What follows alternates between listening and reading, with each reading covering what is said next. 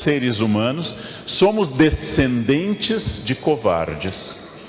Quando nossos ancestrais chegaram à porta da caverna, uns disseram: vão na frente, vamos ver se no fundo da caverna há animais. Os que foram na frente morreram. Os que ficaram na porta da caverna, prudentemente ou com medo, são nossos ancestrais. Nós somos descendentes de pessoas prudentes. Bem, o excesso de medo, o medo dominando, chama-se covardia. A genética é uma coisa importante. Há pouco, num debate para um livro, uma autoridade me disse: talvez a gente tenha apenas 5% de liberdade, o resto é genética. Eu não sei o número exato, eu não tenho capacidade de pensar nesse número, porém 5% é bastante. As abelhas têm 0. As abelhas são exclusivamente guiadas pela genética. Nenhuma abelha amanhece republicana. Nenhuma abelha vai dizer: vamos derrubar essa rainha que não faz nada.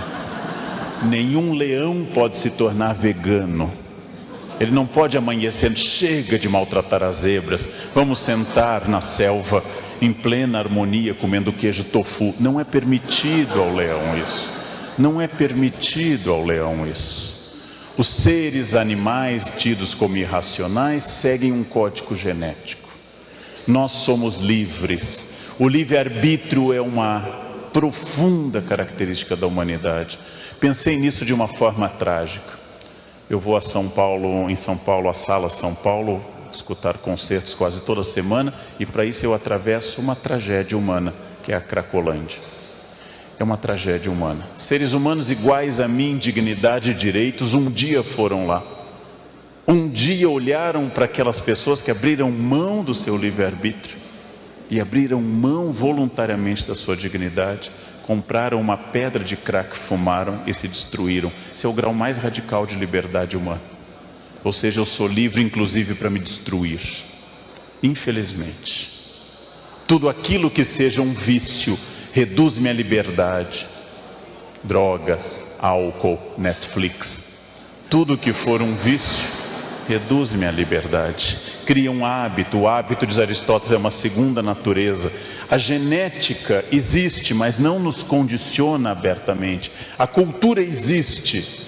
Eu estou inserido dentro de uma cultura. Para mim, que tenho ancestrais camponeses, acordar de madrugada é muito fácil. Eu desperto todos os dias às 4 horas da manhã, sem nenhum problema. Isso é típico de sangue camponês, né? ou de algum problema de insônia, mas eu casualmente acordo com facilidade. Eu tenho grande facilidade de acordar, faz parte da cultura. Meu avô dizia: o sol não deve encontrar ninguém honesto na cama. É uma coisa que vem sempre. A cultura é importante. A cultura é importante. Eu já soube de pessoas que dormem até às 6 da manhã, mas eu acho que são pessoas atacadas da preguiça, né? Pessoas atacadas disso. É uma questão cultural. E também o meu comportamento, eu vou perguntar: como eu passo a um estágio seguinte, numa sociedade que exige que eu, Leandro, e cada um e cada uma que está aqui, cada pessoa aqui faça algo diferente. Como eu consigo isso?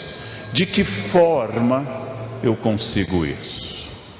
Bem, essa é uma questão importante.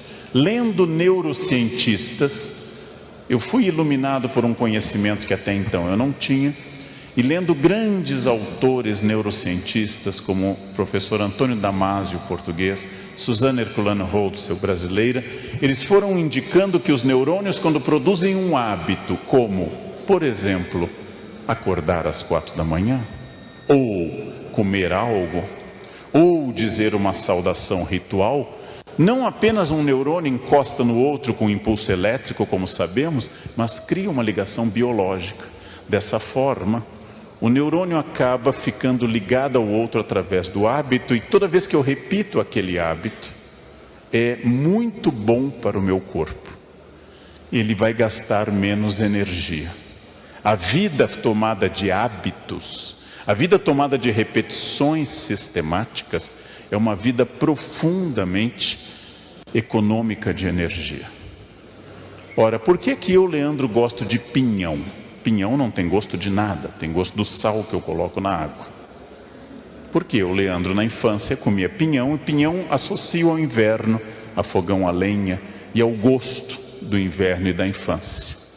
Por que que eu gosto das músicas da minha infância, a parte da minha formação em música clássica? Por que que eu gosto de Legião Urbana? Porque eu considero Legião Urbana melhor que Wesley Safadão. Eu, Leandro. Mas lembro que meu pai considerava Lupicínio Rodrigues superior a Renato Russo.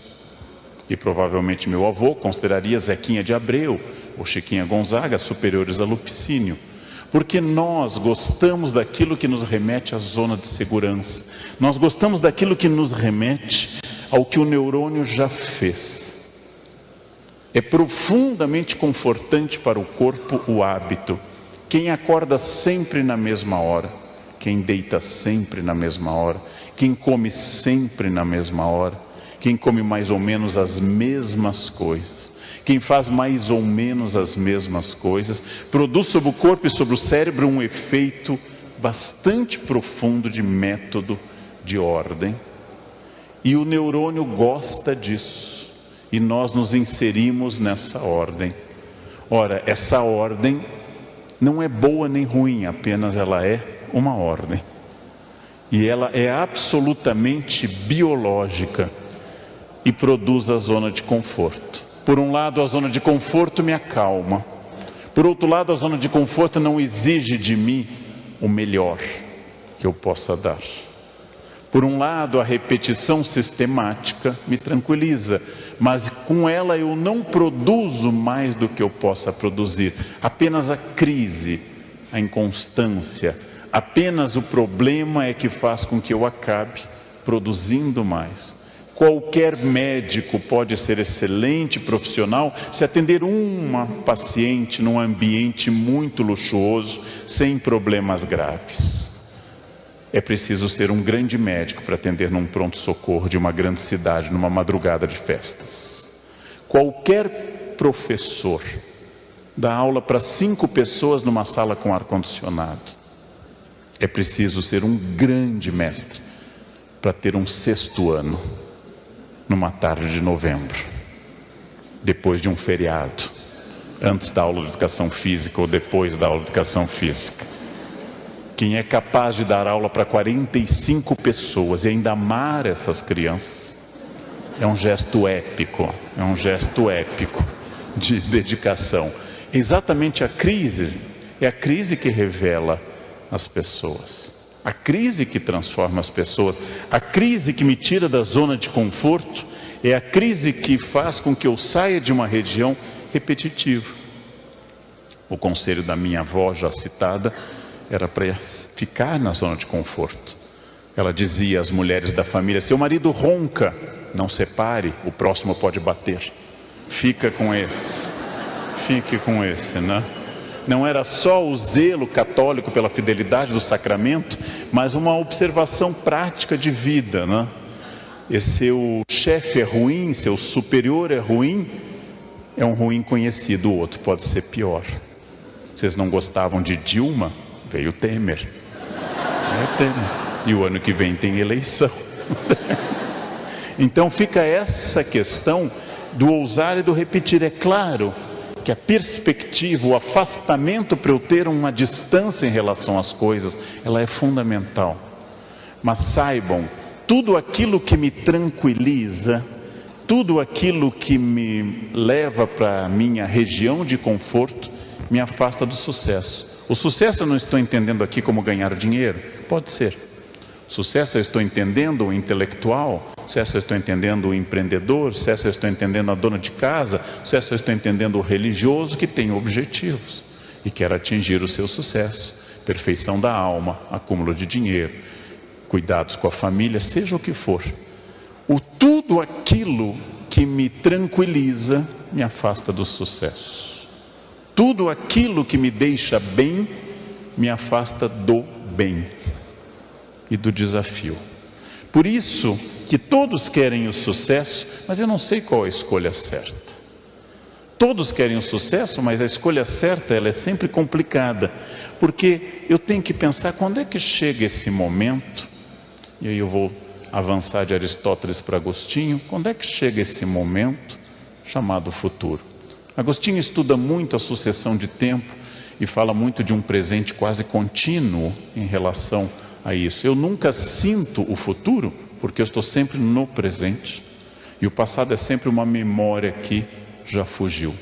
Então vem a seguinte questão: quando chega o futuro? Eu vou dar uma resposta semi-agostiniana e semi-pelagiana também. Nunca chega o futuro. Nunca chegaremos ao futuro, porque eu estou sempre no momento presente. E o minuto seguinte é o meu presente. Logo, eu vivo, inspirado em parte na reflexão de Agostinho sobre o tempo, eu vivo num tempo contínuo, num tempo presente. Eu vivo permanentemente nesse momento. E esse momento só aconteceu porque eu tive passado. Ou seja, eu hoje, Leandro, em 2017, sou o futuro do Leandro de 2000, ou o futuro do Leandro de 1980, quando eu estava no ensino, entrando na faculdade, saindo do ensino médio. Ora, mas eu estou aqui porque eu fiz coisas no passado. Então, apesar de não existir futuro, não existe futuro. O que existe é o que eu faço hoje, que prepara o outro presente. Eu, Leandro, estou aqui e eu não entrei na faculdade pensando, eu vou estudar muito, porque um dia eu terei a honra de ser convidado para esse espaço e falarei para vocês. Mas eu estou aqui porque eu tomei decisões no passado. Ou seja, o presente é cultivado por decisões do